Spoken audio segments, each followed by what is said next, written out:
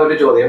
ഇപ്പം രാഹുൽ മാങ്കൂട്ടത്തിന്റെ കേസ് വന്നപ്പോൾ കോൺഗ്രസ് കൈവിട്ട്, പക്ഷെ CPM-ൽ തന്നെ കമ്മ്യൂണിസ്റ്റ് പാർട്ടി തന്നെ ഇതുപോലെ മുകേഷിനും അതുപോലെ മറ്റു ചില നേതാക്കന്മാർക്കും ഇതുപോലെ ആരോപണം, ഈ സ്ത്രീ വിഷയത്തിൽ ആരോപണമാണ്. പക്ഷെ ആ സമയത്ത് പാർട്ടി അവർക്കെതിരായിട്ടൊരു നടപടി എടുക്കുന്നതായിട്ട് കണ്ടില്ല. പക്ഷെ കോൺഗ്രസ് ഉടനടി ഒരു നടപടി എടുത്തു, പാർട്ടിയിൽ നിന്ന് സസ്പെൻഡ് ചെയ്തു, ഇപ്പൊ പാർട്ടിയിൽ നിന്ന് പുറത്താക്കി.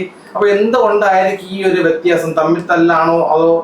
ഇടതുപക്ഷത്തെ സംബന്ധിച്ചിടത്തോളം പണ്ടേ ഉള്ള ഒരു കാഴ്ചപ്പാട്, അത് SFI ആയാലും DYFI ആയാലും ഇടതുപക്ഷമായാലും CPM ആയാലും CIT ആയാലും ഇടതുപക്ഷത്തിൻ്റെ ഒരു കാഴ്ചപ്പാട്, എസ്പെഷ്യലി CPM-ൻ്റെ, CPI-ക്കും അത്രയില്ല, CPM-ൻ്റെ ഒരു കാഴ്ചപ്പാട് ഇതുപോലെ തെറ്റ് ചെയ്യുന്ന ആളുകളെ അങ്ങനെ അങ്ങ് പുറത്താക്കാറില്ല. പാർട്ടിക്ക് വേണ്ടി തല്ലിയാൽ തല്ലുകൊള്ളുന്ന ആളിൽ വീരപുത്രന്മാരാണ്.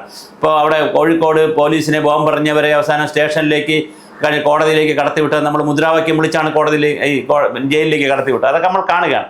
അപ്പോൾ കമ്മ്യൂണിസ്റ്റ് പാർട്ടിയെ സംബന്ധിച്ചിടത്തോളം അങ്ങനെ ഒരു ഇടപാടില്ല.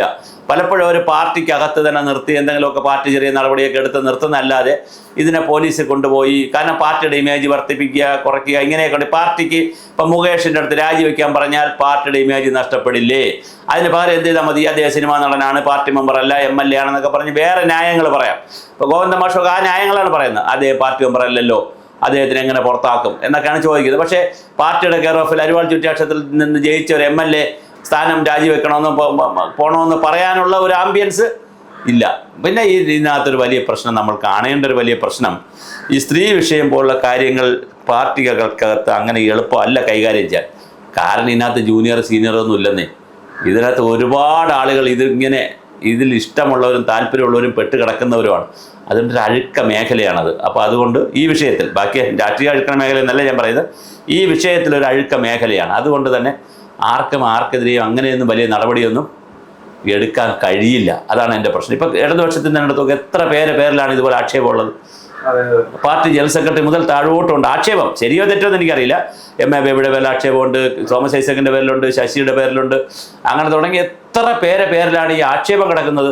അതുപോലെ ഇപ്പുറത്തെടുത്താലും ഒരുപാട് പേരിൽ ആക്ഷേപം കിടക്കുന്നുണ്ട്. അപ്പോൾ ആക്ഷേപം എന്ന് പറയുന്നത് സ്ത്രീകളുമായി ബന്ധപ്പെട്ട വിഷയത്തിൽ വലിയ ആക്ഷേപമാണ് ഓരോ പാർട്ടിയിലും കിടക്കുന്നത്. അതുകൊണ്ട് തന്നെ എളുപ്പമല്ല ഇതിനകത്തൊരു കേസെടുക്കാനും, അല്ലെങ്കിൽ അപ്പം പിന്നെ ഉരുട്ടും, നിന്ന് നന്നായിട്ട് ഉരുട്ടി പറയും, അങ്ങനെ ഇങ്ങനെ അപ്പടി ഇപ്പടി എന്നൊക്കെ പറയും. ജനങ്ങളെ കണ്ണിൽ പൊടിയിടാനുള്ള ഓരോ കാര്യങ്ങൾ പറഞ്ഞുകൊണ്ടിരിക്കും. അതാണ് ഇപ്പം കണ്ടുവരുന്നത് നമ്മൾ.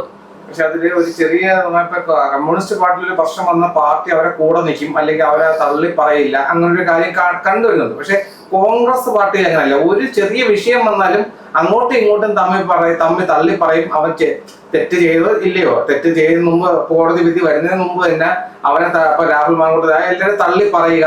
അതുപോലെ കോൺഗ്രസിൽ നിന്നുള്ള പല പാർട്ടി മെമ്പർ, ഇപ്പൊ ഷാനാസ് ഉൾപ്പെടെ വന്ന് പറയുന്നുണ്ട്. അപ്പൊ ഈ ഒരു സമയത്ത് പാർട്ടിക്ക് വേണ്ടി പ്രവർത്തിച്ച ആളാണ് എന്നൊരു ഇതുപോലും കാണിക്കാതെ അവര് പാർട്ടിയിലുള്ള ആൾക്കാർ തന്നെ കൂട്ടത്തിലുള്ളവരെ പറയുന്നുണ്ട്. അത് ഈ പാർട്ടിക്കകത്തുള്ളൊരു പാർട്ടിക്കകത്തൊരു ഗ്രൂപ്പ് രാഷ്ട്രീയമുണ്ട് ഇതിനകത്ത്. വളരെ കോൺഗ്രസിനെ സംബന്ധിച്ചിടത്തോളം കൃത്യമായൊരു ഗ്രൂപ്പ് രാഷ്ട്രീയമുണ്ട്. ഗ്രൂപ്പ് സമവാക്യം എപ്പോൾ മാറും നമുക്ക് പറയാനും പറ്റത്തില്ല. രാവിലത്തെ സമവാക്യമല്ല ഉച്ചയ്ക്കുള്ള സമവാക്യം, അങ്ങോട്ടും ഇങ്ങോട്ടും സമവാക്യം പ്രശ്നം. പിന്നെ കോൺഗ്രസ് ഒരു സ്വാതന്ത്ര്യമുള്ള പാർട്ടിയാണ്, ജനാധിപത്യമുള്ള പാർട്ടിയാണ്, ആർക്കും ഒന്നും പറയാം. പക്ഷേ ഷഹനാസ് പറഞ്ഞു, അവരെ ആദ്യം വാട്സപ്പ് ഗ്രൂപ്പിൽ നിന്ന് പുറത്താക്കി, മണിക്കൂറുകൾ വാട്സപ്പ് ഗ്രൂപ്പിലേക്ക് തിരിച്ചെടുത്തു. ഇതെല്ലാം സംഭവിച്ചിരിക്കുന്നത്, എൻ്റെ കാഴ്ചപ്പാടിൽ ഇതെല്ലാം സംഭവിച്ചിരിക്കുന്നത് തെരഞ്ഞെടുപ്പിൻ്റെ ആരവത്തിൽ നിൽക്കുന്നുണ്ടാണ്. തെരഞ്ഞെടുപ്പില്ലായിരുന്നെങ്കിൽ ചാനലുകളും ഇതെന്തില്ലായിരുന്നു. കാരണം 8-9 മാസമായില്ലേ ഈ വിഷയം ഉണ്ടായിട്ട്. അതിജീവിതം ഒരുപക്ഷെ പരാതി പോലും കൊടുക്കത്തില്ലായിരുന്നു. ഇത് തെരഞ്ഞെടുപ്പ് ഇങ്ങോട്ട് അടുത്തപ്പോഴാണ്. എങ്കിൽ പിന്നെ അതിന് രാഷ്ട്രീയ ആയുധമായി എടുക്കുന്നത് എങ്ങനെ എന്ന് എല്ലാവരും കൂടി ആലോചിച്ചു. ചാനലുകളും അതിനകത്ത് നന്നായി പണിയെടുത്തു. അങ്ങനെയാണ് ഇത് ഇത്രയും വഷളായത്. വേറൊന്നും വേണ്ട. ഇപ്പോൾ രാഹുൽ മാങ്കൂട്ടത്തിൽ ഈ 14 തെരഞ്ഞെടുപ്പ് കഴിയട്ടെ, ഇനിയോ 2-3 മാസത്തേക്ക് ഇത് തണുക്കും. പക്ഷേ മെയ് വരുമ്പോൾ വീണ്ടും എന്ത് ചെയ്യും? ഇത് ഈ വിഷയം, അല്ലെങ്കിൽ ഇതുപോലത്തെ ഏതെങ്കിലും വിഷയം ചൂടായി വരും. അതൊരു കൾച്ചറിൻ്റെ പ്രശ്നമാണ് അതിനകത്ത്.